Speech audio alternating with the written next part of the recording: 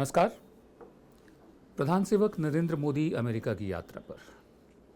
ये उनकी 5वीं यात्रा है जब से वो प्रधानमंत्री बने हैं। 3 साल में 5वीं यात्रा है। इस यात्रा में जो बातें हो रही हैं, एक तो ड्रोन की खरीद का मामला है। ड्रोन मतलब ये रिमोटली गाइडेड व्हीकल्स होते हैं जिनका इस्तेमाल अमेरिका ने किया है अफ़गानिस्तान में और पाकिस्तान में आतंकवादियों को ख़त्म करने के लिए। लेकिन जो ड्रोन हम ले रहे हैं वो जनरल एटॉमिक्स के ही बनाए हुए हैं, गार्डियन नाम है उनका। और वो जो रैप्टर ड्रोन है जो पाकिस्तान और अफ़गानिस्तान में इस्तेमाल होता है, उसका वो नौसेना का वर्जन है, नेवी का वर्जन है वो। और ये सर्वेलेंस के लिए है, ऊपर से देखभाल करने के लिए। आकाश में स्थित हमारी आँखें जो निगाह रखेंगी, हमारे पूरे बॉर्डर पर भी निगाह रखेंगी और समुद्री सीमा पर भी निगाह रखेंगी। बदले में हमने डील करने जा रहे हैं, और ये डील है करीब 13,000 करोड़ रुपए की डील है जो हम देंगे उनको। हमें क्या मिलेगा ये देखना बाकी है। दूसरी बात, प्रधानमंत्री ने भारतीयों को संबोधित किया, जैसा कि उनकी आदत है। वो जहाँ जाते हैं भारतीयों को इकट्ठा करते हैं और फिर तालियां सुनते हैं उनकी। भारतीयों को वहाँ के इकट्ठा किया जो NRIs हैं, और उनके सामने सुषमा स्वराज की बहुत तारीफ़ की कि विदेश मंत्रालय हमारा कितना चुस्त है, दुरुस्त है। ये और बात है कि जब से ये प्रधान सेवक बने हैं तब से इन्होंने ही विदेश मंत्रालय का काम भी जैसे संभाल रखा हो। विदेश मंत्री भी यही थे। पूरी दुनिया में घूम घूम के जो काम विदेश मंत्री को करने चाहिए थे वो इन्होंने किए। इसमें एक कारण ये भी है कि सुषमा स्वराज की जो सेहत है वो ठीक नहीं थी, अब वो ठीक हैं। और सुषमा स्वराज बेचारी पिछले 3 साल से ट्वीट ही करती रह गई हैं, या इक्का दुक्का जो कोई मुसीबत में भारतीय फंसा हो उसको वहाँ से निकालने का काम करती रही हैं। जहाँ तक विदेश नीति की बात है, कूटनीति की बात है, हमारे संबंध अमेरिका से अब क्या होंगे, जब से ट्रंप साहब ने H1B वीज़ा इसमें फेरबदल किया, इसके नियमों में फेरबदल किया है, भारतीयों की नौकरियाँ ख़तरे में हैं। ऊपर से ट्रंप साहब ने ये भी कहा है कि पेरिस अकॉर्ड में शामिल होकर भारत ने अपना लालच दिखाया है, मुनाफाखोरी का लालच दिखाया है। तो देखना ये होगा कि अब किस दिशा में भारत और अमेरिका के रिश्ते जाएंगे। ये काम विदेश मंत्री का होता है, विदेश मंत्रालय का होता है, जो प्रधान सेवक स्वयं करते हैं। एक कार्टून भी छपा था कि जहाज़ से उतर रहे हैं और कह रहे हैं कि इस देश के प्रधानमंत्री हमें रिसीव करने नहीं आए। तो पीछे जो सहयोगी है वो कहता है, नहीं हुजूर, इस देश के प्रधानमंत्री आप ही हैं, हम स्वदेश वापस आ गए हैं। बहरहाल देखना होगा कि अमेरिका की इस यात्रा से हम तो जो दे रहे हैं, उनसे एक ख़रीदो फ़रोख्त कर रहे हैं ड्रोन्स की, हमें क्या हासिल होता है। दूसरी बात, जो एक दर्जा हम चाहते हैं डिफेंस पार्टनर का, और कहा भी गया है, उसको ऑपरेशनलाइज कैसे करना है, उसका क्रियान्वयन कैसे करना है, उसके नुआंसेस क्या होंगे, पहलू क्या होंगे, किस तरह से वो एक शक्ल अख्तियार करेगा कि हाँ, हम वाकई मेजर डिफेंस पार्टनर हैं। तो कुल मिलाकर सिर्फ भाषण में और इवेंट में ये यात्रा न रह जाए, इस पर भी निगाह रखना बहुत ज़रूरी होगा। ड्रोन के सेल का ऐलान तो हुआ, लेकिन इससे हट के अगर हम इकोनॉमिक कैटेगरी में देखें कि इस विज़िट से क्या क्या हासिल हुआ, तो ज़्यादा कुछ दिखाई नहीं देता।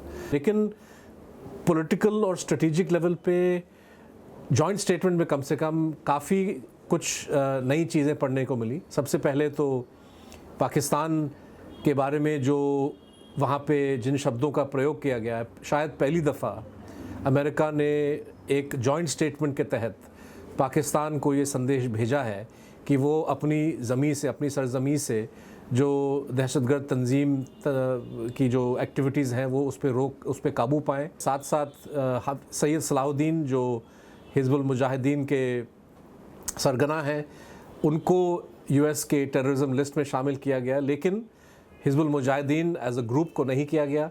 क्यों नहीं किया गया, कब किया जाएगा, इस पे अभी तक कोई इन्फॉर्मेशन नहीं है। चाइना को लेके, चाइना का नाम नहीं लेते हुए भी जॉइंट स्टेटमेंट में काफ़ी कुछ कहा गया है, और यूँ एक तरह से साफ जाहिर हो रहा है कि अमेरिका और इंडिया ने फ़ैसला ले लिया है, ट्रंप और मोदी ने फ़ैसला ले लिया है कि आने वाले दिनों में चाइना पे नज़र रखते हुए इंडिया और US अपनी डिफेंस रिलेशनशिप, अपनी सिक्योरिटी रिलेशनशिप, अपनी इकोनॉमिक रिलेशनशिप को और मजबूत करने वाला है। तो मुझे लगता है कि ये चाइना फोकस जो इस ट्रिप से साफ उभर के आया है, ये शायद डिफाइनिंग फीचर है इस विज़िट का। 42 साल पहले 25 जून की रात को श्रीमती इंदिरा गांधी जो तब प्रधानमंत्री थी, उन्होंने इमरजेंसी की घोषणा कर दी, इमरजेंसी लगा दी कि मुल्क में। नई दिल्ली के हवाई अड्डे से जहाज़ उड़े, अलग अलग राज्यों की राजधानियों में गए। जो भी विपक्ष के नेता थे उनको रातों रात जो जहाँ पर भी था उसको उनको बंद किया गया। कुछ लोग भूमिगत हो गए, अंडरग्राउंड हो गए, जैसे जॉर्ज फर्नांडिस वगैरह। और इमरजेंसी के बाद सरकार का, अफसरशाही का, जुल्म का तंत्र चलना शुरू हुआ। ज़बरदस्ती नसबंदियाँ की गईं ताकि जनसंख्या कम हो सके। उसका असर यह हो कि आज भी कोई भी पार्टी पॉपुलेशन कंट्रोल या जनसंख्या को कम करने की बात ही नहीं करती। वो पॉलिटिकल अनटचेबल बन चुका है, राजनीतिक अछूत बन चुका है ये विषय। संजय गांधी का हुक्म चल रहा था। Sanjay Gandhi extra constitutional authority थे, जैसे आज आरएसएस है, तब संजय गांधी थे, दोनों एक्स्ट्रा कॉन्स्टिट्यूशनल अथॉरिटीज़। बहरहाल हज़ारों लोग जेलों में ठूस दिए गए और लोग जेलों में रहे, हमारे साथ के लोग रहे, हमारे दोस्त लोग रहे जेलों में 18-18 महीने, 19 महीने। और टारगेट स्पेसिफिक काम किए गए, स्लम गिराए गए, लोगों को बेघर भी किया गया। और मीडिया, सबसे ज़्यादा असर तो मीडिया पर पड़ा। मीडिया पर सेंसरशिप लागू कर दी गई। तब कहा गया था, उसके बाद इमरजेंसी के बाद एल.के. अडवाणी ने कहा था मीडिया से, you were asked to bend, you chose to crawl. आपसे तो सिर्फ झुकने को कहा गया था, आप तो रेंगने लगे। आज भी हालत कोई अलग नहीं है। वो तब घोषित इमरजेंसी थी, आज अघोषित इमरजेंसी चल रही है। मीडिया पर हमले हुए हैं, दलितों पर हमले हुए हैं, मुसलमानों पर तो लगातार होते ही जा रहे हैं और सब चुप है, खामोश है, मीडिया भी खामोश है। 3 साल पहले तक एडिटर लोग मीडिया चलाते थे, आज मालिक लोग चला रहे हैं। और मालिकों के हित कहाँ पर हैं आप सब जानते हैं।